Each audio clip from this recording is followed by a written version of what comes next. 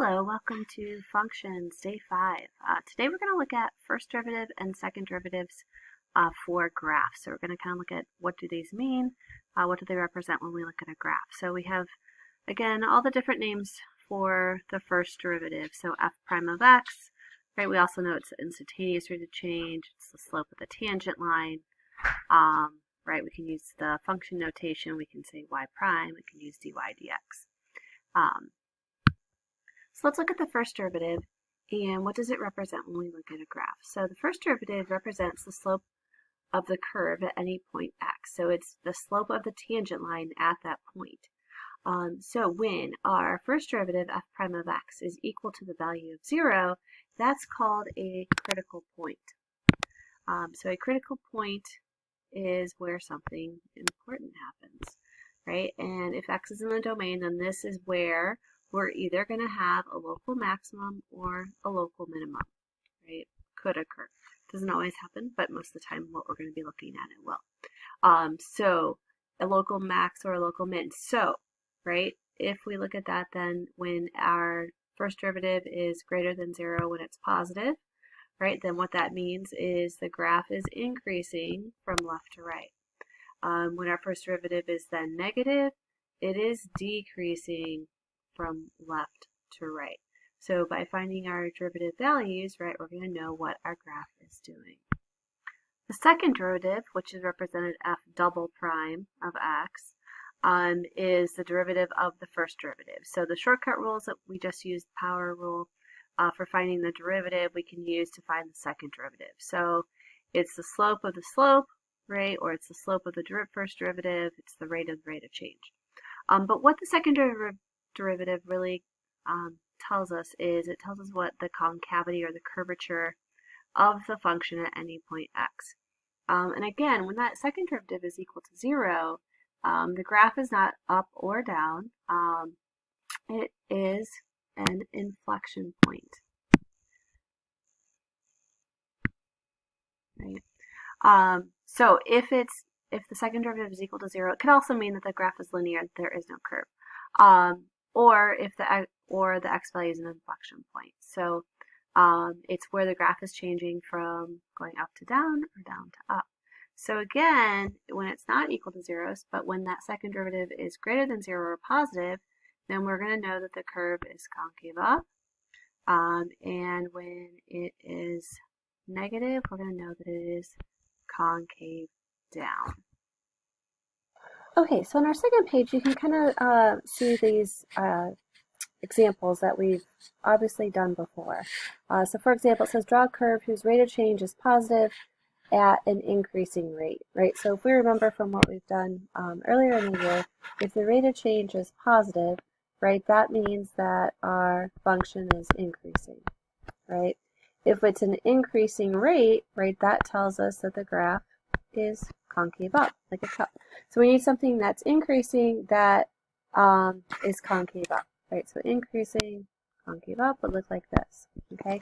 Well, how does that relate to our derivatives that we just talked about, right? So the first derivative, right, is when the graph is increasing, right, we know the first derivative is going to be greater than 0. So in this case, since it's increasing, the first derivative is positive, right? We know that when the graph is concave up, then the second derivative is greater than 0, so it's also positive, okay?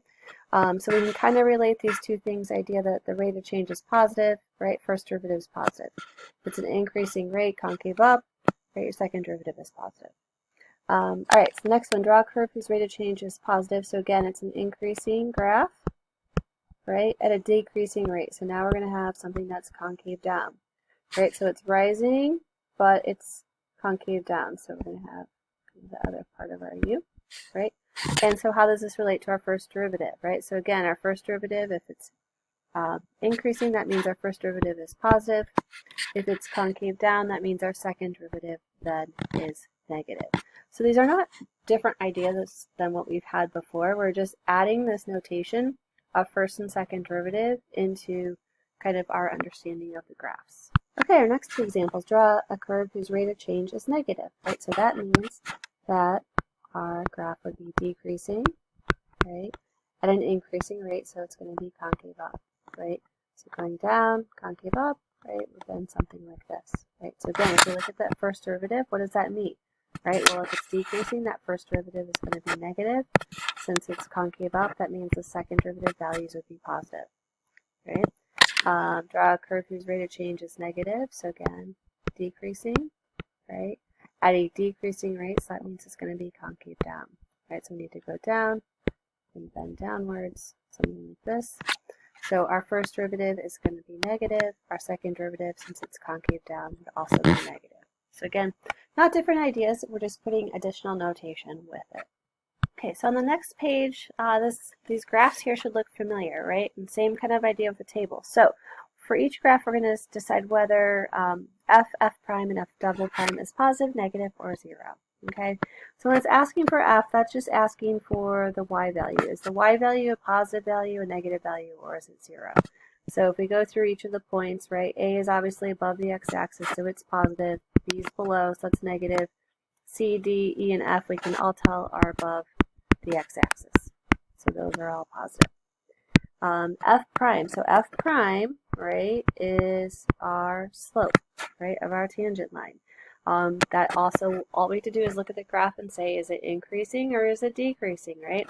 So at A, our graph is decreasing, so it's a negative slope, a negative first derivative, right? At B, we have a local minimum, right? So that's 0. At C, it's increasing, so it's positive. At D, we have a local max, so it's 0. At E, right, it's decreasing, so it's negative. And at F, it kind of looks, I'm going to assume it's a minimum at this point, right? So it's kind of curving back up, so we're not sure, right? We could also say maybe negative and just kind of go with that, but I'm going to go with 0 at this point, okay? So slope, again, is the first derivative. It's also whether it's increasing or decreasing, right? Second derivative then, right, is your concavity. Right? That's the easiest thing to look at on your graph, right? So at point A, right, we're not sure it's going past this, so we're assuming maybe it's going up and still curving upward. So this is concave up, right? At B, it's still part of our happiness, so it's still concave up. At C, I would say that's probably an inflection point, and so, right, it has no concavity.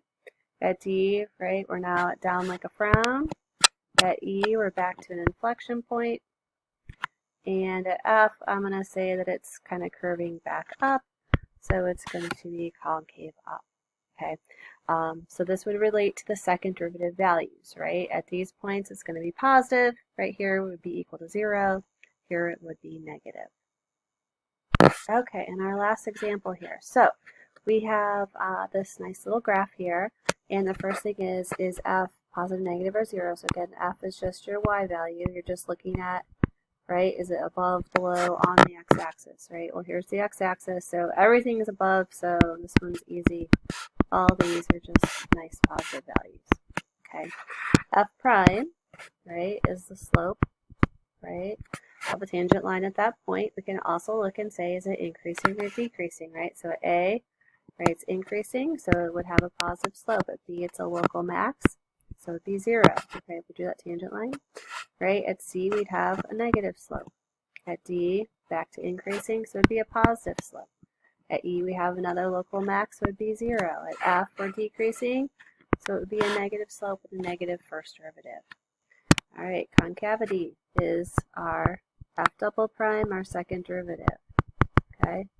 So if we look at A, right, we're part of a down, right? So A is down and B is still down like a frown. At C, we could say that's possibly the inflection point.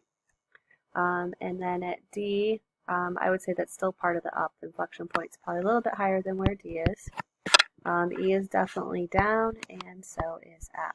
Okay, so this all relates back together. We're just adding a little bit of the calculus idea of first derivative, second derivative. So it's just kind of expanding on kind of what you already know and all those things that you're familiar with already. We're just adding some more notation to it so we can do some more interesting things with our graphs.